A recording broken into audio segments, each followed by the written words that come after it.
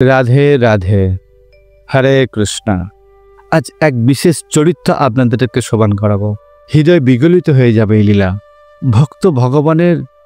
ভগবান ভক্তের প্রেমেতে এতটাই বশ হয়ে থাকে। ভক্ত বৈষ্ণব এটাই চায় যে আমাকে সুখ দিক, আমাকে কষ্ট দিক, আমাকে দুঃখ দিক, যাই দিক সব স্বীকার করে নেব। তো ভগবানও ভক্তকে এতটাই প্রেম করে। আমরা অনেক লীলা শুনেছি। আমরা যেমন মীরাবাইয়ের কাহিনী শুনেছি, তার বিচিত্র লীলা শুনেছি, সুখাবাইয়ের লীলা শুনেছি, আনন্দবাইয়ের লীলা শুনেছি, কর্মাবাইয়ের লীলা শুনেছি। আজকের এই ভিডিওতে জানাবো ভক্তিমতী জানাবাই কি এ কাহানি। ভক্তিমতী জানাবাই পরম ভক্তিমতী ছিলেন। মহারাষ্ট্রের পন্ঢারপুরের পাশের গ্রাম গোপালপুর। এই গোপালপুরে নামদেবজির বাড়িতেই এই জনাবাই সেবা করতেন। খুব ছোট্ট অবস্থায় চলে এসেছিলেন, আর নামদেবজি তাকে এই জনাবাইকে আশ্রয় দিয়েছিলেন তো চলো আমার ঘরে তুমি সেবা করো। সেবা কর্মী হিসাবে জনাবাই সেবা করতেন। আর নামদেবজির বাড়িতে যখন সমস্ত সাধু সন্তরা আসতো, তখন ভজন কীর্তন চলতো।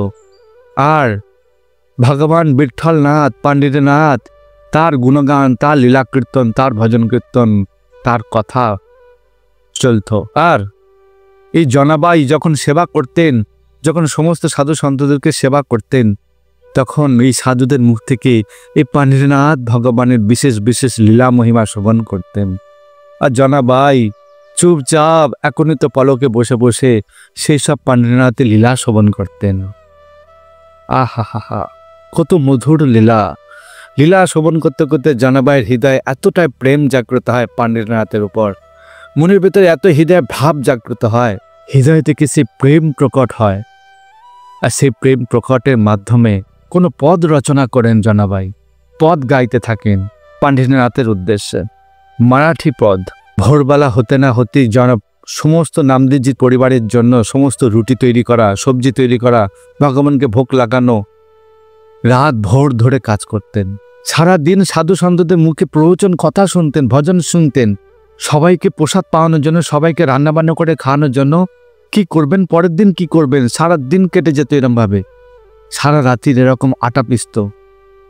আজও মহারাষ্ট্রে পণ্ঢারপুরের গোপালপুরে যদি যান, সে জনাবাই, সে নামদেবজির মহলে সেই জনাবাই যেখানে চাক্কি পিষতেন, এই চক্কি আজও পর্যন্ত রয়েছে।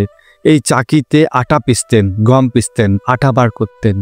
সবাইকে ভোজন পাওয়াতে হবে না। আর প্রত্যেক দিন রাত ভোর ধরে জনাবাই চাক্কি পিষতেন, আটা বার করতেন। আর ভগবান পণ্ডিতনাথ, এই জনাবাই যখন পদ গাইতেন ওই চাক্কি পিষতে পিষতে, তখন ভগবান পণ্ডিতনাথ আর থাকতে পারতেন না। এত কণ্ঠ সুর, এত মধুর সুরেলা সুর, এরকম পদ গাইতেন মারাঠি সুরে। পণ্ডিতনাথ থাকতে পারতেন না, চলে আসতেন। প্রত্যেক দিন চলে এসে এক কোণে বসে পণ্ডিতনাথ শুধু গালে হাত দিয়ে বসে শুধু জনাবাইয়ের দিকে তাকিয়ে থাকতেন, আর সেই মধুর পদ সুর শ্রবণ করতেন পণ্ডিতনাথ। আহা, প্রত্যেক দিন এরকম করতেন। একদিন ভগবান পণ্ডিতনাথ জনাবাইয়ের কুটিরে যখন তার ভজন, তার সুর পদ শ্রবণ করছিলেন, তখন ভগবান পণ্ডিতনাথ বললেন, জনা, আরে তুই এত জোরে জোরে চাক্কি ঘোরাস, আরে চাক্কির যে ঘরঘরানি আওয়াজ হয়, আরে সেই আওয়াজে তোর যে মধুর সুরেলা পদ গায়েন আমার শ্রবণ করতে অসুবিধা হয়। এটাকে এই চাক্কি পেশা ছেড়ে দাও, শুধু সেই পদ ভজন করে শোনাও আমায়, আমার অতি মধুর লাগে। আহা, দেখুন হৃদয় থেকে বেরিয়ে আসে যে গায়েন, যে পদ, যা হৃদয় থেকে বেরিয়ে আসে, ভগবানের এত প্রিয়, যেন এর মাঝে কোনো রকম বাধা যেন না আসে। জনাবাই বলতেন, আরে ভগবান, আরে তুমি আমাকে চাক্কি পিষতে বারণ করছো, আরে যদি না পিষি, আরে নামদেবজির ঘরে আমি সেবা করি, আরে সকাল হলেই তাদের সবার সেবার জন্য আয়োজন করতে হবে। আরে আটা যদি না পিষি তাহলে রুটি কিভাবে হবে, আর রুটি যদি না করি তখন নামদেবজি আমাকেই শাসন করবে, আমাকেই বকা দেবে। যে আরে সারাদিন সারা রাত কি করো, তখন আবার পদ গাইতেন, আবার ঠাকুরজি শুনতেন। শুধু শুধু জনা আমার অসুবিধা হচ্ছে খুব। তো জনা বললে, আমি যদি চাকরি যদি না বেশি তাহলে ওদেরকে ভোজনের ব্যবস্থা কিভাবে করব? এক কাজ করি, এই চাকরিটা আস্তে আস্তে ঘোরাই, কিন্তু আস্তে আস্তে ঘোরাতে গেলে অনেক সময় লেগে যাবে। তা এক কাজ করো, তুমিও আসো আমার সঙ্গে, একসঙ্গে চাকরি পেশাই, তাহলে তাড়াতাড়ি হয়ে যাবে আর তোমার পদ গান করে শোনাতে পারবো। ঠাকুরজি সঙ্গে সঙ্গে তৈরি হয়ে গেলেন, হ্যাঁ জনা ঠিক বলেছ, আমিও তোমার সঙ্গে চাকরি পেশাই। ঠাকুরজি জনাবাইয়ের পাশে বসে দুজনে মিলে এরম চাকরি পেশাতেন, চাকরি ঘোরাতেন। আহা হা হা, কত মধুর ছবি। যেন কোনো চিত্রকার যদি কেউ থাকেন তাহলে এরকম সুন্দর চিত্র অঙ্কন করাতেন। জনাবাই যেন চাকরি ঘোরাচ্ছেন আর জনাবাইয়ের পাশে বসে স্বয়ং ভগবান পাণ্ডেনাথ তিনিও জনাবাইয়ের হাতের সাথে চাকরি ঘোরাতেন। আহা হা হা। কিছুক্ষণ পরে জনাবাই বলছে, আরে ভগবান, আরে এখন চাকরি ঘোরাতে আর আওয়াজ তো কম হচ্ছে, কিন্তু এখন তোমার আরও তো অসুবিধা হচ্ছে। আরে তোমার গয়নাগুলোই তো তোমার এখন অসুবিধার কারণ হয়ে দাঁড়িয়েছে।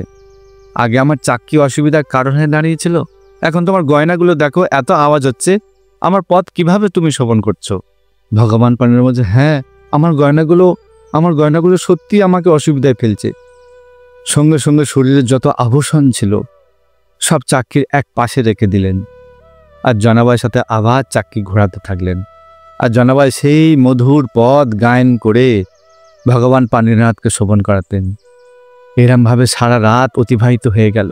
3:30 4টে থেকে কাকড়া আরতি হয় মহারাষ্ট্রে পান্ডারপুরে, পাণ্ডেনাথের বিঠ্ঠলনাথের উদ্দেশ্যে আরতি হয়, কাকড়া আরতি, মধুর আরতি। যদি কখনো যান দর্শন করতে পারবেন। জনাবাইকে বলছি, এই জনা, আরে আমার তো এক্ষুনি আরতি শুরু হবে, কি করবো এইবারে? জনাবাই বলছেন, যাও ঠাকুর, যাও নাথ, এক্ষুনি মন্দিরে চলে যাও, নাহলে তোমাকে দর্শন না করতে বলে সবাই হই হুল্লোড় মেচে যাবে। আরে কি ব্যাপার, কি হলো? পাণ্ডেনাথ ভগবান বললেন, এই জনা, আরে মন্দিরে সবাই দর্শনার্থী চলে এসছে, পূজারী যে এক্ষুনি মন্দির খুলবে। আরে আমি যদি এই অবস্থায় যাই আমাকে চিনে ফেলবে। আরে তোমার যে কালো ওড়নার শল আছে, এই শলটা আমায় দিয়ে দাও, কালো শলটা আমায় দিয়ে দাও, আমি এটা মুড়ি সরে দিয়ে আরে ধাক্কা ধুক্কি মেরে আমি মন্দিরে ঢুকে যাব। জনাবাই তাড়াতাড়ি কালো শলটা ভগবানকে দিয়ে দিলেন পাণ্ডেনাথকে। পাণ্ডেনাথ সেই কালো শল মুড়ে ব্যাস মন্দিরে পূজারীরা সব তৈরি হয়ে গিয়েছে, মন্দিরে এক্ষুনি পর্দা খুলবে। ব্যাস ওই কালো শল মুড়ে সে ধাক্কা ঢক্কা দিয়ে বেরিয়ে মন্দিরে বেদির উপর যেই না দাঁড়াতে যাবেন, ব্যাস সঙ্গে সঙ্গে মন্দিরের পূজারী পট খুলে দিলেন। সবাই পাণ্ডেনাথকে দর্শন করলেন। আর যেই কালো শল সবে মাত্র ভগবান খুলেছে, ব্যাস দেখছে গায়েরতে সমস্ত আভূষণ যা ছিল সব কিছু আর নেই। সমস্ত পূজারা হই হল্লা চেঁচামেচি শুরু করলেন। আর সেই আরতির দর্শনার্থীদের মাঝে প্রত্যেক দিন নামদেবজি আসতেন আরতি দর্শন করতে। নামদেবজির একটা নিয়ম ছিল যে রাতে শয়ন যাবার সময় সেই শয়ন আরতি দর্শন করে নামদেবজি ঘরে ফিরতেন, আর ঠিক ভোরবেলা কাকড়া আরতির সময় নামদেবজি চলে আসতেন। আর যেই দেখলেন আর আরতি দর্শনার্থীদের মাঝে নামদেবজি পাণ্ডেনাথকে দর্শন করলেন, তখন দেখলেন পাণ্ডেনাথের অঙ্গেতে সেই কালো ওড়না শল রয়েছে। নামদেবজি চিন্তা করলেন, আরে শয়নে যখন দেখে এলাম তখন তো পাণ্ডেনাথের অঙ্গে তো কোনো কালো শল ছিল না, এখন কালো শল কিভাবে এলো? এটা খুব চেনা চেনা লাগছে, কালো শল কার? খুব চেনা চেনা লাগছে। আরে হঠাৎ কখনো জিনিস যদি কেউ দেখে না, তখন মুখ থেকে হঠাৎ জোর করে বেরিয়েছে, আরে এই তো এই জিনিস। নামদেবজি চিৎকার করে উঠলেন। আর তখন তো সবাই গয়নার আভূষণ খোঁজাখুঁজি শুরু করে দেয়, আরে কে এরম পাণ্ডেনাথের আভূষণ চুরি হয়েছে? আর নামদেবজি ওই কথা চিন্তা না করে কালো শলটা কার সেই চিন্তা করছিলেন। আর জোরে চিৎকার করে চিল্লে উঠলেন, আরে এই জানা কি চাল হ্যাঁ? যেই বলেছেন সমস্ত ভক্তবৃন্দরা, সমস্ত পূজারী গোসাইরা, আরে এই নামদেবজির ঘরে যে জনা থাকে সেই জনার শল, তাহলে এই জনাই এই কাজ আভূষণ চুরি করেছে। আর যখন আভূষণ চুরি, তখন জনার এই শল, কালো শল এখানে ফেলে রেখে গিয়েছে। সবাই বুঝতে পারলেন এই জনা চুরি করেছে, জনা ভগবান পাণ্ডেনাথের সমস্ত আভূষণ চুরি করেছে। দেখুন ভগবানের কেমন লীলা। সবাই আরোপ লাগালেন যে জনা তো উচিত শাস্তি হওয়া দরকার। তাই সবাই মিলে ঠিক করলেন যে তো মহা অপরাধ হয়েছে, পাণ্ডেনাথের অঙ্গে থেকে আভূষণ, মহামূল্যবান রত্ন এসব চুরি করেছে, তো মহা শাস্তি পাওয়া দরকার। কি শাস্তি দেব? সবাই চিন্তা ভাবনা করে শাস্তির রাস্তা পার করলেন যে জনাকে শুলে চড়ানো হবে। ব্যাস, সমস্ত লক্ষ লক্ষ বৈষ্ণব ভক্তবৃন্দ, সমস্ত গ্রামবাসীবৃন্দ সব জনাকে শাস্তি দেবে বলে সেই শুল তৈরি করলেন, মহাশুল। সেই শুলে চড়াবেন জনাবাইকে। আর এদিকে জনা সারা রাত্রির যে ভগবান এত সুখ প্রদান করেছে, জনা আহা, জনাবাই সেই আনন্দে মধুর মুক্ত সুন্দর রূপে সজ্জিত হয়েছে। আহা, ঠাকুর যে আজকের আমাকে এত সুখ প্রদান করেছে। সকাল না হতে হতেই সমস্ত পূজারী গোসাইজিগণ সবাই জনাবাইয়ের কাছে এলেন। জনাকে বললেন, জনা, তুমি ঠাকুরজির আভূষণ চুরি করেছ, এত বড় দুঃসাহস তোমার? জনাবাই ভাবলেন, আহা, আমাকে এরকম কটু কথা শোনাচ্ছে, ঠাকুরজির আভূষণ আমি চুরি করেছি? তখন জনাবাইয়ের চেতনা জাগলো। ওহো, আরে এ তো ঠাকুরজি যখন আমার সাথে চাক্কি ঘোরাতো তখনই তো ঠাকুরজির গয়নাগুলো তিনি চাক্কির পাশেই রেখে দিয়েছিলেন, যাতে ওনার ভজনে যেন কোনো ব্যাঘাত না ঘটে। কিন্তু কি করে বুঝাবে? এ তো প্রেমের সমর্পণ। সেই প্রেমের রাস্তাতে ঠাকুরজি স্বয়ং এসে জনাবাইয়ের সাথে এই কাজ করতেন, এই লীলা করতেন, এই আনন্দ সুখ প্রদান করতেন। কি করে বুঝাবো? গোসাইজি বললেন, আরে তোমরা সবাই খোঁজো, এখানেই কোথাও আছে। যখন সবাই খুঁজতে থাকে তখন দেখি সেই যেখানে চাক্কি ঘোরাতো সেই চাক্কির পাশে সমস্ত ঠাকুরজির, সমস্ত পাণ্ডিনাথের সমস্ত আভূষণ পড়ে রয়েছে। আহা, সেই আভূষণ তুলে নিয়ে বলেন, এই দেখুন, এই জনার কাছ থেকেই সব পেয়েছি, জনাই আসল চুরি করেছে। এদিকে নামদেবজি চুপচাপ রয়েছেন, কোনো প্রতিবাদ করছেন না। নামদেবজি বুঝতে পারলেন যে আমার ঠাকুরজির লীলা সাক্ষাৎ জনাবাইয়ের কাছে আসে ঠাকুরজি, আর ঠাকুরজি এইরকমভাবে চুরির ইনজাম লাগালো, চুরির অপবাদ দিল জনাবাইকে, শুলে চড়ানোর জন্য তাকে প্রস্তুত করানো হবে। আর এই ঠাকুরজি বুঝতে পেরে গেছে এ কি প্রতিবাদ করে কি করব, কারণ ঠাকুরজির বিশেষ ইচ্ছা আজ জনাবাইকে নিত্য নিকুঞ্জ লীলাতে প্রবেশ করানোর জন্য ঠাকুরজির এই লীলা। নামজি প্রতিবাদ করলেন না, নামদেবজি যে জানেন, উনি জানতে পারলেন যে আজকে জনাকে নিত্য নিকুঞ্জের নিচে প্রবেশ করাবেন। সমস্ত গ্রামবাসীদের কাছে সমস্ত একটা বড় জায়গায় শুল চড়ানো হলো। লক্ষ লক্ষ বৈষ্ণব ভক্ত সমস্ত গ্রামবাসী বৃন্দের উপস্থিত। ভগবানের লীলা রক্ষা করবে, তাকে কিভাবে কৃপা করবে, তাকে কিভাবে সুখ প্রদান করবে, সে তো ভগবান জানেন, তার লীলা।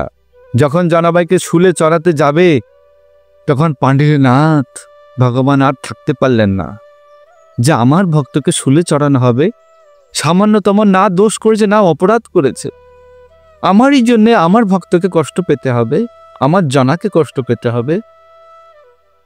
শুলে যেই চড়াতে যাবেন সেই শুল মোমের মতন গলতে শুরু করলো।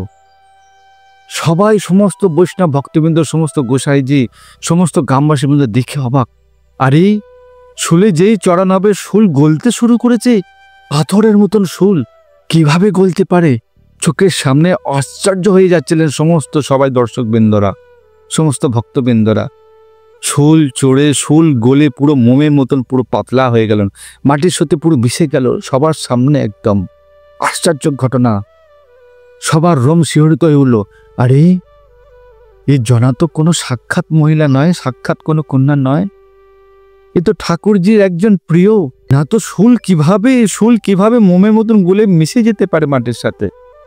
আর জনা এই দেখে তার নেত্র সজল হয়ে গেল, ঠাকুরজির প্রতি নেত্র সজল হয়ে গেল, আর এমন ভাবে বিভোর হয়ে গেল, ওখানেই সঙ্গে সঙ্গে দেহত্যাগ করলেন। আর সেই দেহ সবার চোখের সাথে বিলীন হয়ে গেল পাণ্ডিনাথের শরীরে। আহা, দেখুন, ভক্তের প্রেম এতটাই প্রবল হয়ে থাকে, ভগবানকেও পর্যন্ত বিবশ করে দেয়। এ হেন জনাবাইয়ের প্রেম লীলা। এরম ভগবানকে কে না ভালোবেসে থাকতে পারবে? আপনার যদি কখনো মহারাষ্ট্রে যান, সেই চাক্কি দেখতে পারবেন, সাক্ষাৎ পাণ্ডিনাথ সেই চাক্কি জনাবাইয়ের সাথে এরকমভাবে চাক্কি পেঁচতেন। আহা, সেই গোপালপুর গ্রামেতে এখনো পর্যন্ত সেই দৃশ্য সেই রয়েছে, আজ পর্যন্ত সম্পূর্ণভাবে সুসজ্জিত, সুরক্ষিত রাখা রয়েছে। আহা, কত মধুর লীলা! কেমন লাগলো এই লীলা কথা, ভক্ত চরিত্র জনাবাই? যদি ভালো লাগে এই লীলা কথা শেয়ার করুন, আর এইরকম লীলা কথা শুনতে থাকুন, যে লীলা শোনার কথা মাধ্যমে আমাদের ভগবানের প্রতি প্রেম জাগ্রত হবে, ভক্তি জাগ্রত হবে। লীলা কথা শুনুন, ভক্ত চরিত্র শুনুন, বাস ভগবানের প্রতি প্রেম প্রকট হয়ে উঠবে। ভালো লাগে ভিডিওটি শেয়ার করবেন। ভালো থাকবেন, সুস্থ থাকবেন। জয় পান্ডিতনাথ ভগবান কি জয় হোক।